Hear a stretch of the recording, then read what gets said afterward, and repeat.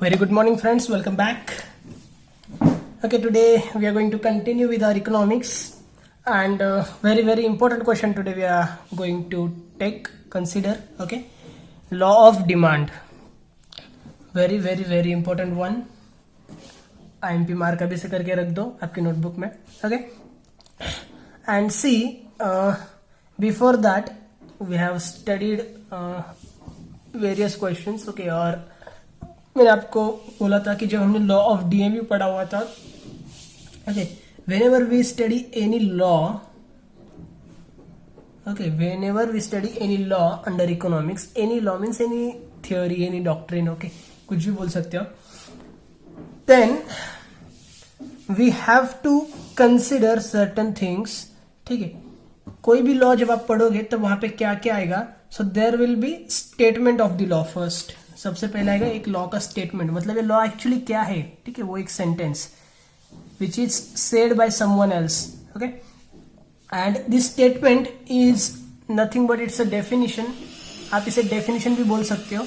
And you can't make any changes in this statements. Okay, you have to write दो statements as they are, as it is. आपको उसको लिखना पड़ता है. Okay, just a second guys.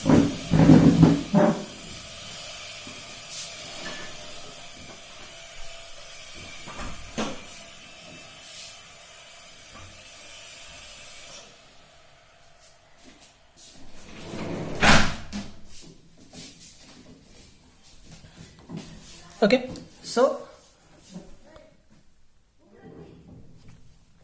we have to write those statements as they are. Okay, we can't make any changes in that. Okay, so let's see next one by one. Statement हो गया अपना. After that we have to consider schedule. Okay, आपके लिए होता है demand schedule या फिर whatever, जो कोई भी आप लॉ पढ़ रहे हो उसका एक स्केड्यूल होता है, मतलब एक चार्ट होता है. Okay, this is the schedule. Schedule के बाद आपको करना हो तो schedule को explain, means explanation of schedule. Then diagram, you have to draw the diagram. Okay, then you have to explain the diagram. Diagram draw करने के बाद आपको diagram को explain करना होता है. उसके बाद कुछ assumptions आते हैं, कुछ exceptions आते हैं. Okay, so this will be your question. और इतना सब कुछ अगर आपको लिखना है तो मिनिमम आपके 5 to 6 पेजेस का आंसर हो जाएगा. This question is for 8 marks only.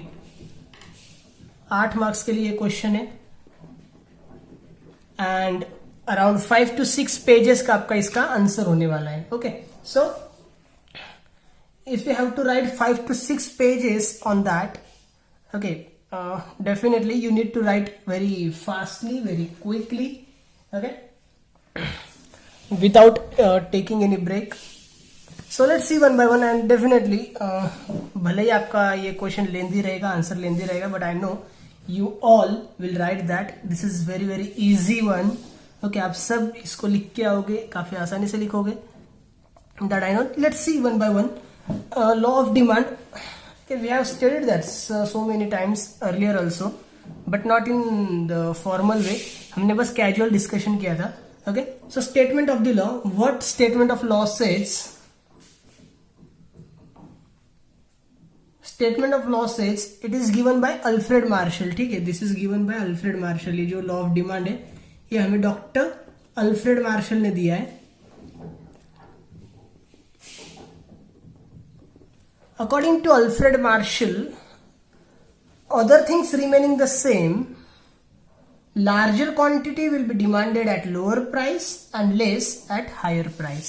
Means Alfred Marshall क्या बोलते हैं, when other things will remain same. Other things means what? जो भी आपके determinants of demand है. Okay, we have studied determinants of demand in earlier lecture. जो भी आपके determinants of demand है वो सारे के सारे सेम रहेंगे, क्योंकि अगर उसमें कुछ चेंजेस होता है तो आपके डिमांड में चेंजेस होने वाला है ना. Okay, so we need to assume that. और ये जो कंसेप्ट है अदर थिंग्स रिमेनिंग सेम, इसको हम क्या बोलते हैं, इसको हम बोलते हैं ceteris paribus. Okay, ceteris paribus हमने पढ़ा है इससे पहले. I hope you remember that. While studying any law we need to consider that factor, okay, that thing ceteris paribus. So we assume कि other things are remaining same okay, everything other than price and quantity demanded.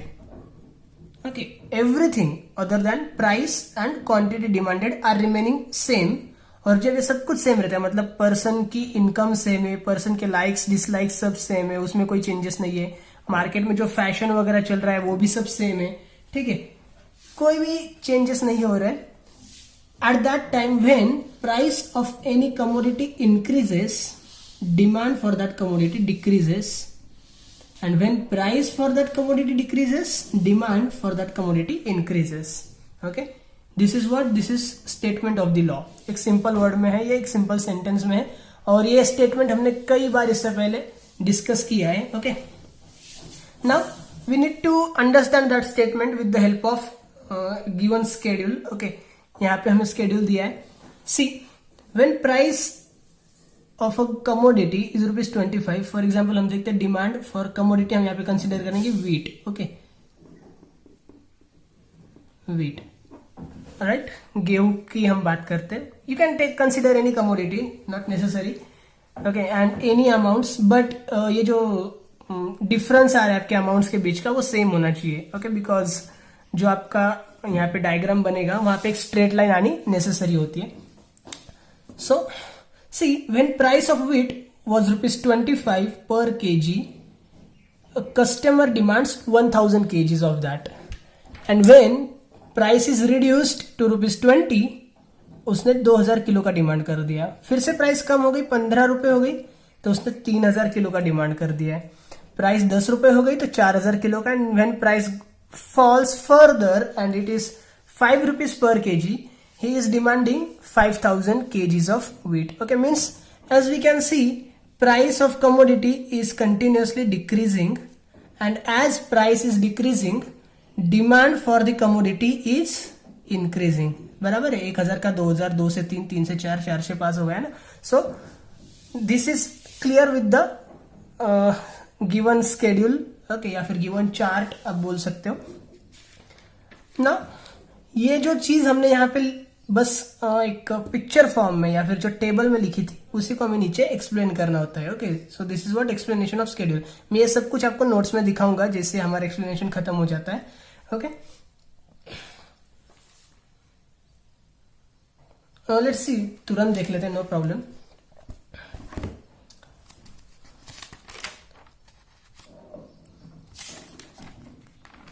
Okay, here is the explanation of schedule. When the price of wheat is ₹25 per kg, 1000 kg is demanded in the market. When the price falls to ₹20 per kg, 2000 kg is demanded, and as price falls further, more is demanded. This shows inverse relationship between price and quantity demanded. Okay, वही चीज है जो हमने यहाँ पे picture form में लिखी थी, वही नीचे एक्सप्लेन की है कि जब 25 रुपए प्राइस थी 1000 केजी डिमांड किया, जब 20 रुपए प्राइस हो गई तो 2000 किया, उसके बाद जैसे जैसे प्राइस आपकी कम होते गई वैसे वैसे हमने ज्यादा ज्यादा डिमांड करना स्टार्ट कर दिया. ओके, और ये क्या दिखा रहा है आपको? This shows inverse relationship between price and quantity demanded. Okay, what is inverse relationship? Inverse का मतलब होता है opposite.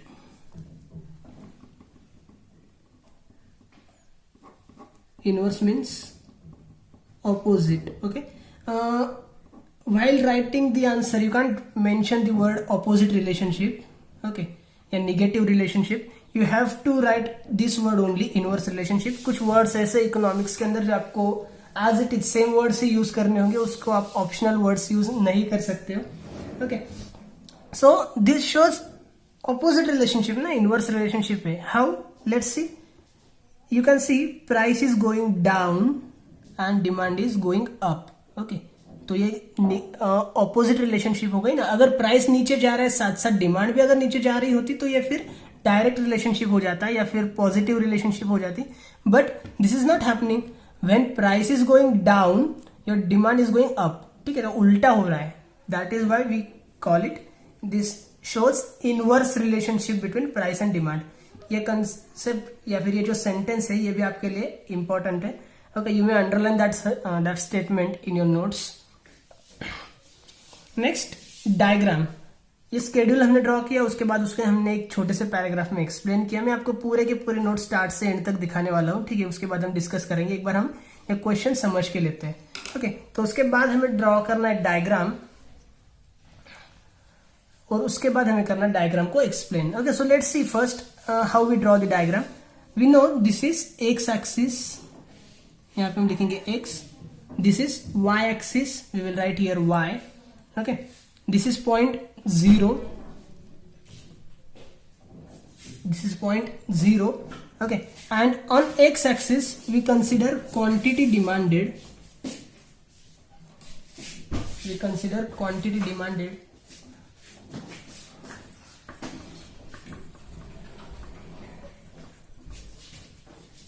and on y axis we consider price। घुमा के लिख लेता हूं मैं, कोई फर्क नहीं पड़ता है fine. Quantity demanded and price, ये चीज आपकी हमेशा से रहेगी। वाई एक्सिस पे आपकी हमेशा प्राइस आती है, एक्स एक्सिस पे हमेशा क्वांटिटी डिमांडेड आती है, ठीक है। इसके बाद हम काफी सारे क्वेश्चंस देखने वाले हैं जिसमें आपको ये डायग्राम्स ड्रॉ करनी होगी। सो कंसिडर कि यहाँ पे आपको लेना है क्वांटिटी डिमांडेड, यहाँ पे आपको लेना है price. Now just plot, price आपको क्या गिवन है 25, 25, 10, 15, 10, 5, मतलब 5 का डिफरेंस है, राइट। सो 0 से यहां तक हम लेंगे 5, फिर यहां तक लेंगे हम 10, 15, 20, 25, ओके। और ये जो गैप आ रहा है आपका वो भी सेम आना चाहिए, right, because the difference between amounts are also same ना। यहाँ पे 5 का डिफरेंस है तो गैप भी आपका सेम होना चाहिए, okay. Now quantity demand is given 1000 से लेके 5000 तक है। फिर से आपका सेम गैप है तो सेम चीज करनी है, जितना यहाँ पे गैप आपने लिया था उतना ही गैप यहाँ पे कंसिडर करेंगे तो ज्यादा बेटर रहेगा, okay. 1 2 3 4 5, okay. 1000, 2000, 3000, 4000 and 5000, okay. So on x axis we consider quantity demanded and on y axis we consider price. Now we have to plot this schedule on the diagram. ये plotting जैसे हमने earlier किया था, पहले किया था, exactly same way में करना है, कुछ ज्यादा रॉकेट साइंस इसमें नहीं होता है, okay. So what you have to do, when price was ₹25, 1000 kg were demanded, okay. Let me take this scale, आपके सामने में ड्रॉ करता हूं। 25 रुपए प्राइस थी तो 1000 किलो का डिमांड था, मीन्स ये प्राइस है 25 रुपए और ये डिमांड है 1000 किलो का, ठीक है।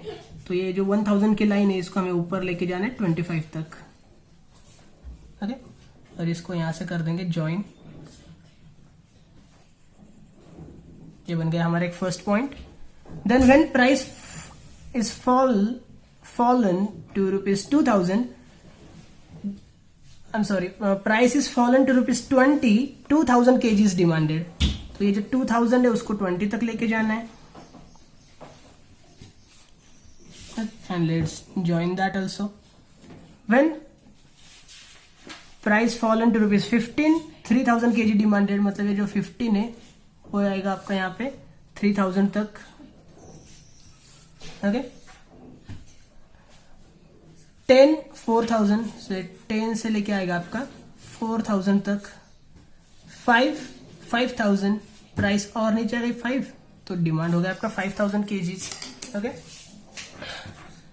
एंड ये जो सारे के सारे पॉइंट्स है, इन सारे के सारे पॉइंट्स को जब आप ज्वाइन करते हो, okay, whenever you join this all the points you have taken from the schedule, you have plotted from the schedule, are joined together, you get demand curve DD, okay, demand curve DD which slopes downward। ये मेरे sentences को ठीक से सुनो, ध्यान में रखो, okay, these are very very important one।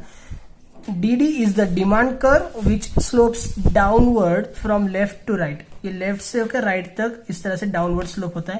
ये कभी भी नीचे तो जाएगा लेकिन इस तरह से नहीं आएगा, ठीक है। This will go only in that way, means left to right और डाउनवर्ड स्लोप होगा, या अपवर्ड स्लोप भी नहीं करेगा, या फिर राइट से लेफ्ट में भी स्लोप नहीं करेगा, okay. So demand curve DD slopes downward from left to right, okay. Then explanation of diagram है.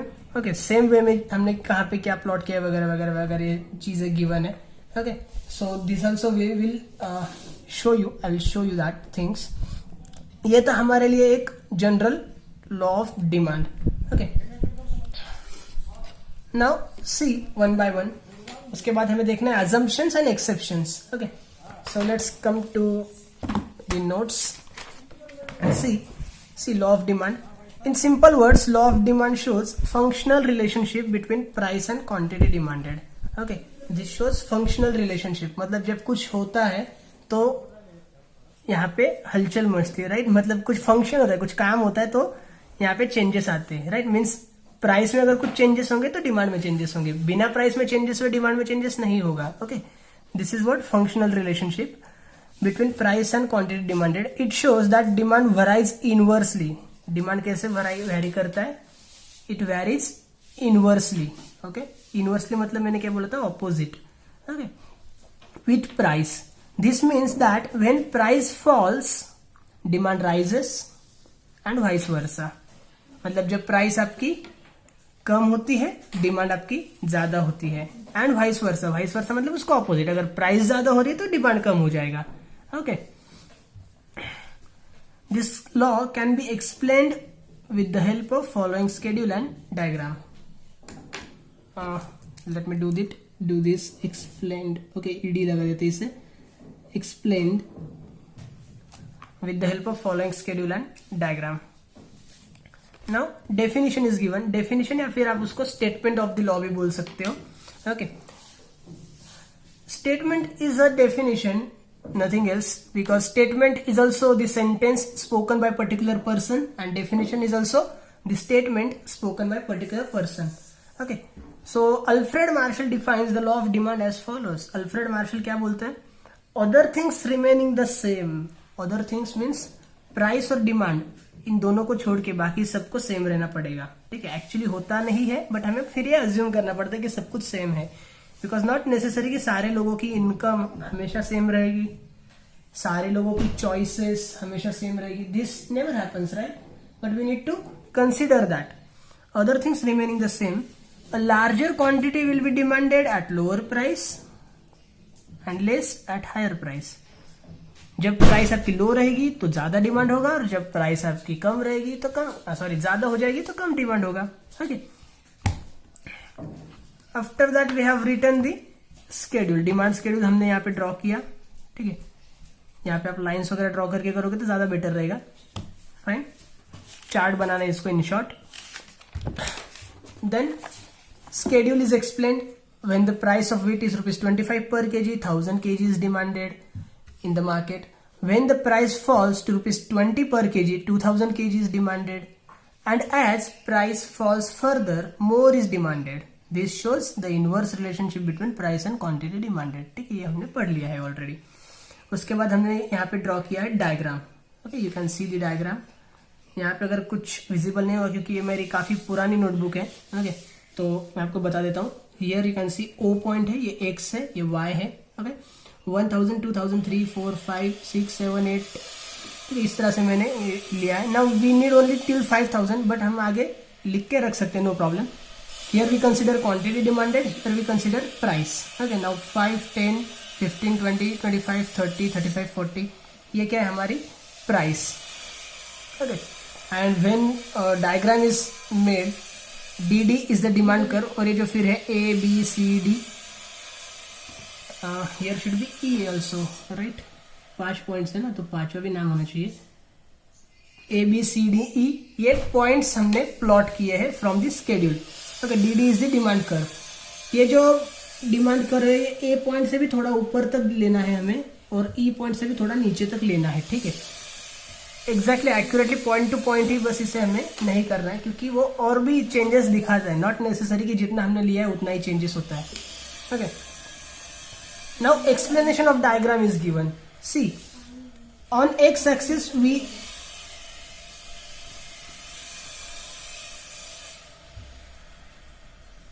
This should be measure. I am sorry, मैं खुद कंफ्यूज हो गई ये क्या है. On X axis we major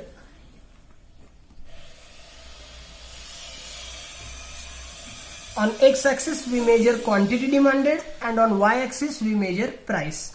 बराबर है क्या? देख लेते हैं. x axis पे हमने quantity demanded लिया है, y axis पे price लिया है.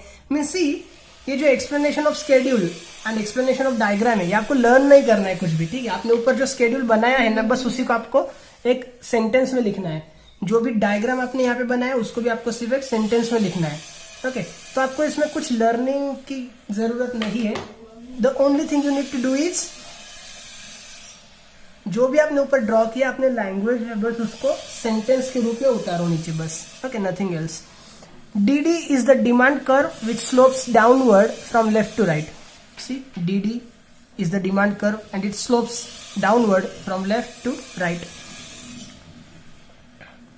showing the inverse relationship between price and quantity demanded. This shows inverse relationship between price and quantity demanded. ये हमने डिस्कस किया था. This means that at higher price less is demanded and at lower price more is demanded.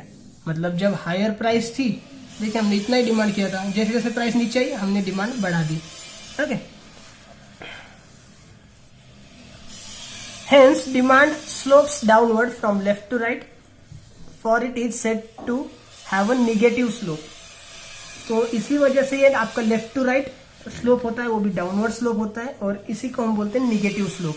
Okay, now assumptions are given, assumptions of law of demand. Okay, आपके text book में या फिर काफी सारे बुक्स में ये जो अजम्पशंस है पॉइंट वाइज दिए होंगे. ओके, एंड पॉइंट्स, फिर पॉइंट्स का explanation. But see, we have around 11 assumptions and आपको अगर 8 मार्क्स के लिए क्वेश्चन लिखना है, 11 अजम्पशंस आप लिखोगे, 8-10 एक्सेप्शंस लिखोगे, फिर ये डायग्राम, ये सब. Okay, so this will become very very lengthy. आपको कवर अप सब कुछ करना है. ओके, आप कोई आंसर छोड़ नहीं सकते हो, आपको कवर अप सब कुछ करना है. अभी 11 अजम्पशंस है तो 11 में से आपको एटलीस्ट 9 to 10 अजम्पशंस तो लिखने ही पड़ेंगे. ओके, ऐसा आप नहीं कर सकते कि आपको अभी 8 मार्क्स का क्वेश्चन है, बस टाइम मैनेजमेंट भी करना है, सो फिर एकदम शॉर्ट में लिखते हैं, कम लिखते हैं. ओके, ऐसा भी आप नहीं कर सकते हो. Okay, you need to write everything. So थोड़ा सा समराइज वे में भी हमें लिखना पड़ता है. Okay, so let's C assumptions of the law of demand. means what? assumptions क्या होता है? these things we need to assume. ये होता नहीं है एक्चुअल में, लेकिन ये हमें assume करना पड़ेगा. अगर हम इसे assume नहीं करेंगे, ठीक है, तो फिर आपका लॉ झूठा साबित हो जाएगा. Fine. Law of demand will be valid when the following conditions remain unchanged. वही चीज यहाँ पे बोलिए, देखिए, और कांस्टेंट. अनचेंज्ड या कांस्टेंट एक ही है. They are as follows. See, number 1, it is assumed that there is no change in the size of income of a consumer because any rise or fall in income will change his demand level. सही बात है कि people की जो income है उसमें कोई change नहीं होना चाहिए. अगर बंदे की इनकम चेंज हो जाएगी तो क्या होगा? फॉर एग्जाम्पल, अगर मेरी इनकम बढ़ गई है, ठीक है, और प्राइस कमोडिटी की भी बढ़ रही है. See, when price of commodity increases, हमने क्या बोला था, जब प्राइस हो जाएगी इंक्रीज कमोडिटी की तो उस टाइम पे डिमांड आपकी डिक्रीज होनी चाहिए. बट प्राइस तो बढ़ गई है, डिमांड डिक्रीज होनी चाहिए, लेकिन मेरी इनकम भी बढ़ गई है, तो मैं कम डिमांड नहीं करूंगा, बिकॉज भले ही प्राइस बढ़ जाए, मेरे पास ज्यादा पैसे आ गए अभी, तो ज्यादा प्राइस भी रहेगी तो भी मैं डिमांड कर सकता हूं. Right. So we need to consider कि no change in income. Income में कोई चेंज नहीं होना चाहिए. Number 2, there should be no change in taste and preferences of the people. Okay, no change in taste and preferences of people. अगर people का taste या फिर preferences change हो जाएंगे तो क्या होगा? अगर commodity की प्राइस कम भी हो जाती है तो भी वो ज्यादा डिमांड नहीं करेंगे. जनरली हम बोलते हैं कि जब प्राइस कम होगी तो हमें ज्यादा डिमांड करना है.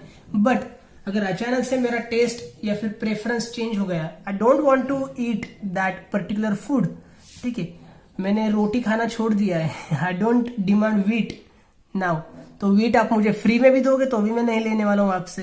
ओके, सो यहां पे भी आपका लॉ झूठा साबित हो जाएगा. Number 3, there should be no change in size और composition of population.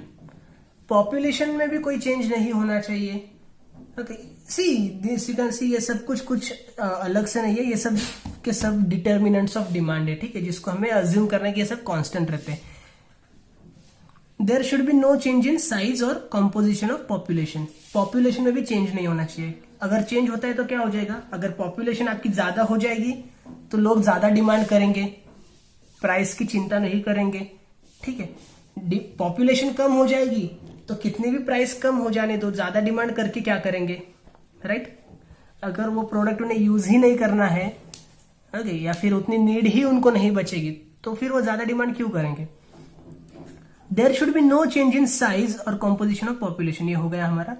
No direct और indirect should be introduced by government. Government ने कुछ नए टैक्सेस भी इंट्रोड्यूस नहीं करने चाहिए इस टाइम पीरियड के दौरान।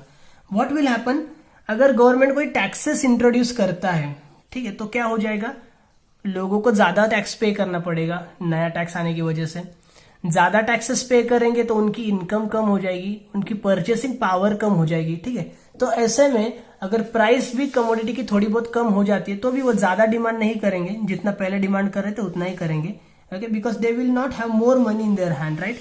जितना भी पैसा उनके पास था वो उसे पे कर रहे फॉर टैक्सेस, टैक्सेशन पर्पज के लिए उसे वो यूटिलाइज कर रहे हैं। Number 5, there should be no expectations regarding further rise और फॉल इन द प्राइस। यहाँ पे कुछ एक्सपेक्टेशंस भी नहीं होना चाहिए कस्टमर का कि भाई आगे आपकी प्राइस और भी बढ़ने वाली है या फिर कम होने वाली है, ओके। क्योंकि अगर कस्टमर अज्यूम करता है कि आगे आपकी प्राइस और भी ज्यादा कम हो जाएगी तो क्या होगा, नाउ अगर आपकी प्राइस 25 रुपए से 20 रुपए हो गई है, देखिए 25 रुपए से 20 रुपए हो गई है, 20 रुपए से 15 रुपए हो गई है, और यहाँ पे अगर वो अज्यूम करता है कि आगे और भी प्राइस कम होगी, तो भले ही प्राइस 15 रुपए हो गई है, वो 2000 से 3000 का डिमांड नहीं करेगा, वो अपना डिमांड 0 भी कर सकता है, ठीक है। वो बोलेगा मुझे 1 किलो भी राइस अभी परचेस नहीं करना है या व्हीट अभी परचेस नहीं करना है, आगे चल के प्राइस 5 रुपए तक जाने वाली है, जब 5 रुपए हो जाएगी प्राइस तो मैं एक साथ डिमांड कर लूंगा, तो मेरा ज्यादा फायदा हो जाएगा, ठीक है। तो ये भी नहीं होना चाहिए, ये होता है जनरली, बट ये नहीं होना चाहिए, okay. There should be no change in the price of substitute goods. जो भी आपके सब्सटीट्यूट गुड्स है उसके प्राइसेस में भी कोई चेंज नहीं होना चाहिए। Substitute goods means what, which are option for each other, okay. Means what, अगर आपके सब्सटीट्यूट गुड्स के प्राइस में अगर कुछ चेंज हो जाएगा तो आपके करंट जो कमोडिटी है उसको भी अफेक्ट होता है, ओके। फॉर एग्जाम्पल मैंने बोला टी एंड कॉफी, ओके। अगर यहां पे हम सपोज अज्यूम करें टी, ओके, टी की प्राइस आपकी नॉर्मली कम कम हो रही है, उसका डिमांड नॉर्मली बढ़ रहा है, बट अचानक से अगर आपकी कॉफी की प्राइस बहुत ज्यादा कम हो जाएगी, ओके, कॉफी अगर सपोज 10 रुपए में आती थी, 10 रुपए से कॉफी 1 रुपए पे आ गई, तो क्या हो जाएगा, यहाँ पे भले ही प्राइस कम हो रही है लेकिन लोग इसका डिमांड नहीं करेंगे एक्स्ट्रा, लोग बोलेंगे चाय पीनी ही नहीं है, भले ही 1 रुपए प्राइस कम हो रही है या 2 रुपए प्राइस कम हो रही है, हम डायरेक्टली कॉफी के पास चले जाते हैं, ओके, बिकॉज वहां पे काफी ज्यादा चेंज आ रहा है ना, okay. So even though price of T falls, people will not buy more quantity of the tea, okay. No new product should be introduced in the market. अचानक से कोई नया प्रोडक्ट भी मार्केट में नहीं आ जाना चाहिए उससे सिमिलर, ओके। अगर कोई नया प्रोडक्ट मार्केट में आ जाते तो लोग क्या करते, फिलहाल ये जो प्रोडक्ट यूज कर रहे हैं उसको थोड़ा सा साइड में रख देते, उसकी प्राइस कम हो रही है ज्यादा हो रही है उसके बारे में नहीं सोचते, और जो नया वाला प्रोडक्ट है उसको ट्राई करते थोड़ा सा, ओके। सो ये भी नहीं होना चाहिए। Number 8, there should be no change in the weather conditions. Weather condition में भी कोई चेंज नहीं होना चाहिए, ओके। व्हाट हैपेंस, अगर वेदर कंडीशन में कुछ चेंजेस होते हैं तो उसकी वजह से जो सीजनल कमोडिटीज है, ओके, उसकी डिमांड अफेक्ट हो जाती है, right. For example rainy season चल रहा है, फॉर एग्जाम्पल बोल रहा हूं मैं, okay. For example rainy season चल रहा है और आप बेच रहे हो अम्ब्रेलाज, ठीक है, रेनकोट बेच रहे हो या फिर छाते वगैरह बेच रहे हो, तो आपका डिमांड बराबर चलने वाला है। लेकिन उसके बाद जैसे रेनी सीजन खत्म हो जाता है, आपकी कमोडिटी की प्राइस कितनी भी आप कम कर दो, लोग उसको डिमांड नहीं करने वाले, people will not increase their demand because they don't need your commodity now, right. Rainy season खत्म हो गया, वेदर कंडीशन चेंज हो गया, तो आपकी कमोडिटी के लिए जो नीड थी वो भी चेंज हो जाएगी। Number 9, there should be no change in the quantity of money in circulation in the economy. अब जितने भी क्वांटिटी ऑफ मनी इकोनॉमी में फिलहाल है, ठीक है, जो भी सर्कुलेशन में है, उसके भी अमाउंट में कोई चेंज नहीं होना चाहिए, ओके। मतलब अगर अचानक से अगर रिजर्व बैंक ऑफ इंडिया आपका आरबीआई अचानक से पैसे छापने लग जाए, ठीक है, और ज्यादा पैसा छापने लग जाएगा तो फिर गवर्नमेंट के पास ज्यादा पैसा आ जाएगा, उनका पब्लिक एक्सपेंडिचर बढ़ जाएगा, ठीक है, ज्यादा स्पेंड करेंगे, लोगों को ज्यादा इनकम मिल जाएगी, लोगों को ज्यादा इनकम मिल जाएगी तो फिर वो भी ज्यादा डिमांड करने लग जाएंगे। प्राइसेस में कोई चेंजेस होते हैं नहीं होते उससे उन्हें कोई फर्क नहीं पड़ने वाला है। Okay, number 10, there should be no change in fashion. Fashion में भी कोई चेंज नहीं होना चाहिए, because what, if your product goes out of fashion, okay, फिर आप कितने भी प्राइस कम कर दो, कस्टमर आपके प्रोडक्ट के लिए डिमांड नहीं करने वाला है, ठीक है। तो आपका प्रोडक्ट भी फैशन के अंदर ही रहना चाहिए, आउट ऑफ फैशन वगैरह नहीं होना चाहिए। एंड नंबर 11 है, the good demanded is a normal good used by common people. आप जो भी गुड डिमांड कर रहे हो, ठीक है, वो थोड़ा नॉर्मल गुड होना चाहिए। ज्यादा सुपेरियर गुड्स होगा या फिर ज्यादा इंफेरियर गुड्स होंगे, ठीक है, मतलब बहुत ज्यादा अच्छे गुड्स या फिर बहुत ज्यादा सस्ते वाले गुड्स अगर होंगे, ठीक है, तो उसके लिए भी ये लॉ एप्लीकेबल नहीं होता है। हाउ, ये हम आगे पढ़ेंगे, ठीक है। तो नॉर्मल गुड्स की हमें बात करनी होगी, ज्यादा सुपेरियर या फिर ज्यादा इंफीरियर गुड्स की बात नहीं करनी होगी। Okay, if all this conditions remain unchanged, more may be demanded at lower price and vice versa. अगर ये सारे कंडीशंस सेम रहेंगे, कांस्टेंट रहेंगे, चेंज नहीं होंगे, तो आप ज्यादा डिमांड करोगे कम प्राइस पे और कम डिमांड करोगे ज्यादा प्राइस पे, ठीक है। मतलब आपका लॉ क्या रहेगा, इस टाइम में ही सिर्फ सक्सेसफुल रहेगा अगर ये फैक्टर्स अनचेंज्ड रहते हैं तो ही। Okay, now see exceptions of the law. Okay, we have total 8 exceptions. Here I have taken them down. तो देखते हैं one by one. Number 1 is Giffen's goods. Okay, what is Giffen's goods? Giffen is what? Giffen ये एक बंदा था, ठीक है, sir Robert Giffen हम इसको बोलते हैं, sir Robert Giffen. He in 19th century, okay, 19th century जब चालू थी तब उन्होंने एक पैराडॉक्स दिया था आपको, मीन्स व्हाट, एक थ्योरी लेके आए थे, वो एक बात उन्होंने बोली थी। व्हाट ही सेड कि in case of inferior goods, okay, Giffen's goods, इसी को हम बोलते हैं inferior goods. Inferior goods, inferior goods means what, inferior goods means goods of low quality या फिर low price, low priced goods, cheap goods, सस्ते वाले गुड्स, ठीक है। फॉर एग्जाम्पल ब्रेड, ठीक है, रोटी या ब्रेड भी बोल सकते हो आप। Okay, so this is what, this are Giffen's goods, ठीक है, inferior goods, low priced goods, cheap goods. जो सस्ते वाले प्रोडक्ट्स होते हैं ना, उसके बारे में क्या हो जाता है, see whenever price of this goods are reduced, जब जब इन कमोडिटीज की प्राइस कम हो जाएगी, people will not buy more of that, ठीक है, क्योंकि क्या होगा, इसकी अगर प्राइस कम हो जाती है तो उनके पास पैसे ज्यादा बच जाएंगे ना, इसका जितना पहले डिमांड करते थे उतना ही डिमांड करेंगे, ठीक है, तो थोड़े से पैसे उनके बच जाएंगे, उनकी सेविंग्स हो जाएगी ज्यादा, और जो भी सेविंग्स होगी उसको वो यूज करेंगे सुपेरियर गुड्स परचेस करने के लिए। Okay, means when price reduces their demand remain unchanged, ना तो वो ऊपर जाता है ना ही नीचे जाता है, ठीक है, this remains unchanged. Okay, and जो सेविंग उनकी हो जाएगी इसकी वजह से, जो भी पैसे बच जाएंगे उसको वो यूटिलाइज करते हैं सुपेरियर गुड्स परचेस करने के लिए। ओके, सो गिफेंस गुड्स जो है या फिर उसको हम बोलेंगे inferior goods, cheap goods, in that case your law of demand is not applicable, ठीक है, इस बारे में आपका लॉ सही साबित नहीं होता है। Okay, Number 2, speculation. If the supply of a commodity is more, seller reduces the price, but buyer expect further fall in price. ये क्या बात हो गई, देखिए, जब जब आपका सप्लाई क्या हो जाएगा, ज्यादा हो जाएगा। सप्लाई कब ज्यादा होता है, जब मार्केट में डिमांड ज्यादा हो जाती है, ठीक है, मार्केट में लोगों को ज्यादा कमोडिटीज चाहिए, सप्लाई ज्यादा हो जाएगा। ओके, तो क्या होगा, आपका जो सेलर है वो थोड़ा सा प्राइस को कम कर देता है, क्यों, क्योंकि उसको सप्लाई और बढ़ाना है ना भाई।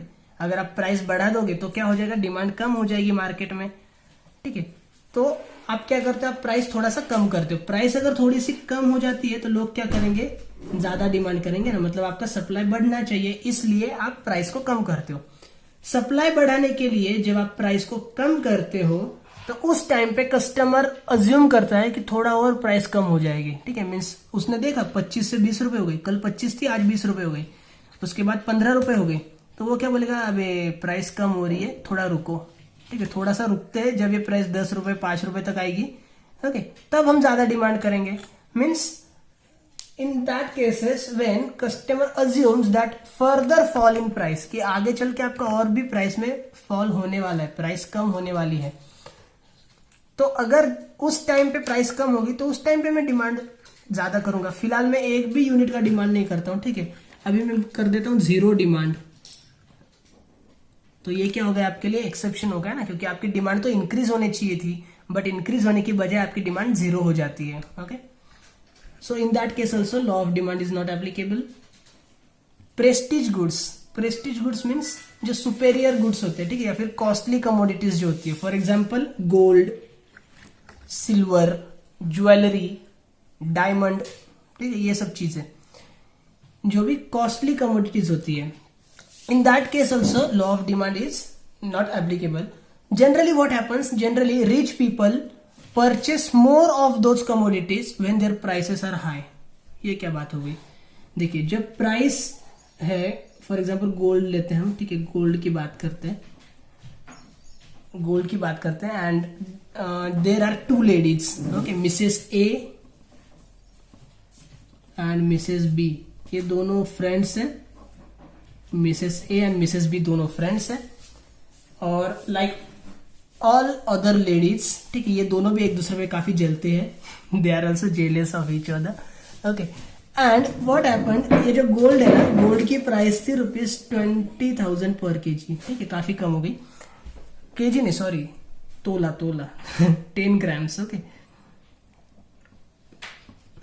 सो गोल्ड की प्राइस थी फॉर एग्जाम्पल 20,000 रुपए तोला, ठीक है, 20,000 रुपए प्राइस थी गोल्ड की, तो मिसेस ए और मिसेस बी दोनों ने देखा प्राइस कम है, वाह वाह वाह, बट उनका ईगो बीच में आ गया कि भैया अगर इस टाइम पे मैं लेती हूँ ज्वेलरी तो ये क्या बोलेगी, ओके, तो उसने कुछ नहीं किया।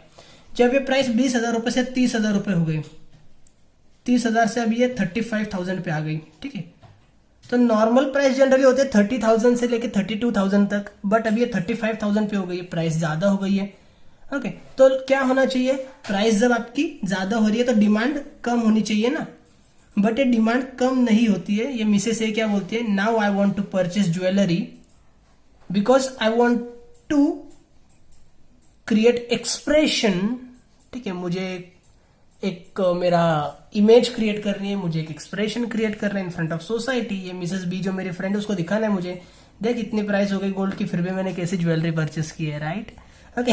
सो this is what prestige goods, ठीक है। In this kind of goods your law also may be proved wrong, okay. So generally rich people purchase costly things when their prices is high just to show off in the society, बस market में show off करने के लिए, society में show off करने के लिए वो ज्यादा इसका डिमांड कर देते हैं जब इसकी प्राइस ज्यादा रहती है, ठीक है। मतलब जब प्राइस 25 रहेगी तो 5,000 का डिमांड करेंगे, फिर 20 हो जाएगी तो डिमांड कम कर देंगे थोड़ा और, 15 हो जाएंगी तो फिर 3,000 का ही डिमांड करेंगे। मतलब उनका यहाँ पे डिमांड कर इस तरह से बन जाता है, ठीक है, इन दैट सिक्वेंस, या फिर it slopes downward but from right to left, not left to right, okay. Number 4, consumers view of quality. Whenever price falls, generally consumers thinks कि भाई इसकी क्वालिटी भी कम हो गई होगी, okay, क्योंकि प्राइस क्यों कम कर दी इसने, इसकी क्वालिटी भी थोड़ी भी बहुत कम हो गई होगी। या फिर जनरली हम देखते कि we had vada pav, okay, generally जो हमारे पास फिलहाल वड़ा पाउज आते थे, इसकी एक कॉमन प्राइस थी 15 रुपए, ठीक है, बट बीच में एक बंदा आ गया जिसने 5 रुपए में वड़ा पाव बेचना स्टार्ट कर दिया, okay, you all know about that.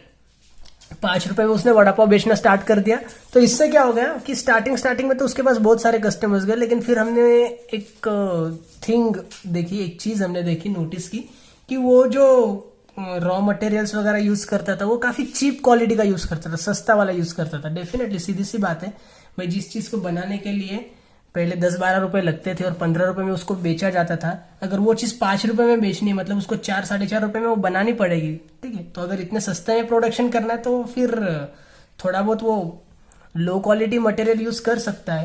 Okay, and ये काफी लोगों के दिमाग में ये चीज आ भी जाती है। But many times what happens कि आपकी प्राइस क्यों कम हो जाती है कमोडिटी की, क्योंकि आपको उसको ज्यादा सेल करना पड़ता है। ठीक है, ज्यादा सेल करना होता है, इसलिए आप उसकी प्राइस कम करते हो। ओके, बट पीपल थिंक कि if your price is reduced that means your quality is also reduced. आपकी क्वालिटी भी कम हो गई होगी तो भाई मुझे परचेस नहीं करना है, क्योंकि मुझे लो क्वालिटी का माल नहीं चाहिए। Okay, let's see next. I'm sorry. Number 5, ignorance. So many times when prices of commodities are reduced and people do not notice that prices कम हो गए, लेकिन लोगों ने उसको नोटिस ही नहीं किया, लोगों ने देखा ही नहीं, लोगों को ध्यान में ही नहीं आया कि इसकी प्राइस कम हो गई है।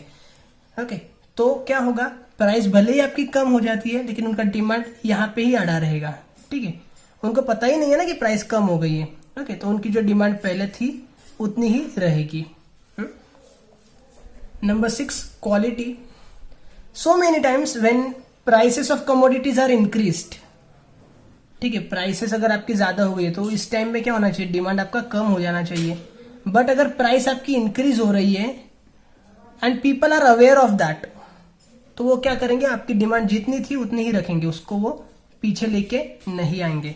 Okay, so if prices of commodities are increased because of improvement in quality, prices बढ़ गई है, बट क्यों बढ़ गई है, क्योंकि क्वालिटी भी आपकी इंप्रूव हुई है और लोगों को पता है क्वालिटी इंप्रूव हुई है। और अगर क्वालिटी इंप्रूव करनी है भाई तो फिर ज्यादा पैसा देना ही पड़ेगा ना। लोगों को अगर ये चीज समझ में आती है, पता चलता है, तो लोग फिर डिमांड कम नहीं करते हैं, जितनी डिमांड पहले कर रहे थे उतनी ही डिमांड करते रहेंगे। ओके, तो ये भी एक एक्सेप्शन हो जाता है। Number 7, fashion. फैशन के बारे में भी मैंने बोला था, when ever your product goes out of fashion, उसकी प्राइस 0 भी हो जाएगी तो भी आप उसका डिमांड ज्यादा नहीं करोगे। ठीक है, क्योंकि आपको जो ब्रांड न्यू प्रोडक्ट्स है वो चाहिए होंगे। ओके, जो कमोडिटीज आउट ऑफ फैशन हो चुकी है उससे आप परचेस नहीं करोगे। लाइक मैं, अगर मुझे कोई धोती ला के देगा, ठीक है, और बोलेगा कि भाई ये 10 रुपए में रख ले, ठीक है, तो अगर कोई पुराना बुढ़ा रहता है तो फिर वो 10-15 पीसेस तो तुरंत परचेस करके रख देता घर में। बट मैं क्या करूंगा, मैं नहीं परचेस करने वाला धोती, क्योंकि मुझे करना भी क्या है ना, धोती का यूज तो मैं करने वाला हूं नहीं वैसे भी। Okay, so whenever product goes out of fashion, people do not buy more of that. Okay, even though their prices are reducing. Fine. And last point है advertisement. Whenever people see attractive advertisement on TV show, okay, TV पे या फिर radios पे वगैरह जब attractive advertisements देखते हैं, सुनते हैं, तो लोग उसको परचेस करना चाहते हैं। लोगों को कोई फर्क नहीं पड़ता है उससे कुछ होता भी है या नहीं। Okay, for example fair and lovely.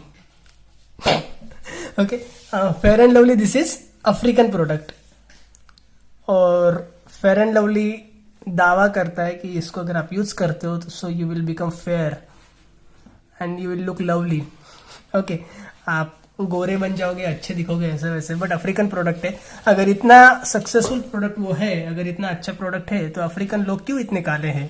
Okay, just do not discuss that. ये मैं एग्जाम्पल के लिए बोल रहा हूँ, ठीक है। Take this in funny way only, don't take it seriously. Okay, but still लोगों को दिखता है वो फेयर एंड लवली वाली जो लड़की है, वो जो एडवर्टाइजमेंट में आती है, she really looks beautiful, she really looks fair, she really looks lovely. तो अगर मैं भी इसको यूज करूंगा या करूंगी तो मैं भी अच्छा दिखने लग जाऊंगा या फिर अच्छी दिखने लग जाऊंगी, ये सोच के लोग उसको डिमांड कर देते हैं। Okay, but they don't know कि वो जो एडवर्टाइजमेंट में लड़की है वो ऑलरेडी उतनी फेयर है, वो फेयर एंड लवली यूज करके फेयर नहीं बनी है, या फिर एडवर्टाइजमेंट में आने से पहले उसने कितना सारा मेकअप किया है, फेयर एंड लवली छोड़ के उसने सब कुछ यूज किया। ये चीज हम नहीं जानते हैं, बट व्हाट वी, हम बस एडवर्टाइजमेंट देखते हैं और उसको परचेस करने लग जाते हैं। फिर वो फेयर एंड लवली 10 रुपए से 100 रुपए की भी हो जाएगी, ठीक है, 10 रुपए की जगह पे 100 रुपए की भी हो जाएगी, या फिर 1000 रुपए की भी हो जाएगी, तो भी लेडीज तो उसको परचेस करने वाली ही है भाई। Okay, so in that case also your law holds wrong. Okay, see the examples are funny only, ठीक है, किसी को पर्सनली टॉर्चर करना या किसी का पर्सनली मजाक उड़ाना है, ये कोई मेरा इंटेंशन नहीं। I am sorry for that and please don't take me negatively. Okay, ये जो फनी एग्जांपल्स रहते हैं ये हमारे लिए काफी लॉन्ग टाइम पीरियड तक ध्यान में रहने वाले एग्जांपल्स होते हैं। Okay, that's why I use funny examples and I hope you understood everything. Okay, the video is also quite long. अगर कुछ डाउट्स, डिफिकल्टीज, क्वेरीज रहती है, please contact me, I will definitely try to sort it out. Okay, and one more thing I need to tell you कि ये जो हम assumptions लिख रहे हैं, ठीक है, तो इसमें जो कीवर्ड्स है ना, okay, no change in size of income, या फिर यहाँ पे no change in taste and preferences, no change in size of population, no new taxes should be introduce by government, ठीक है। तो ये जो सेंटेंसेस में से ये जो पॉइंट वर्ड्स है, ओके, जो बुलेट पॉइंट्स हम बोल सकते हैं जिसको, उन वर्ड्स को अगर आप अंडरलाइन कर देते हो तो जो आंसर चेकर है उसके लिए ये बोरिंग नहीं हो जाता है पढ़ना, ठीक है, क्योंकि वो उसको एक आदत रहती है कि वो ये जो पॉइंट्स है, ठीक है, पॉइंट्स बस पढ़ता है और टिक करते चलता है। Ignorance, quality, fashion, Prestige goods, consumers view of quality, ये सब पॉइंट्स वो पढ़ के टिक करते चलता है, अंदर का पढ़ता भी नहीं है। बट इस टाइप से अगर उसको मिलेगा तो हो सकता है कि वो उसको पढ़े नहीं और ऐसे ही रॉन्ग दे के बैठ जाए, तो ऐसे नहीं होना चाहिए। इसलिए थोड़ा सा इस चीज को अंडरलाइन कर करके अगर हम लिखेंगे, ओके, तो क्या होगा कि वो इजीली पॉइंट आउट हो जाएगा उसके सामने।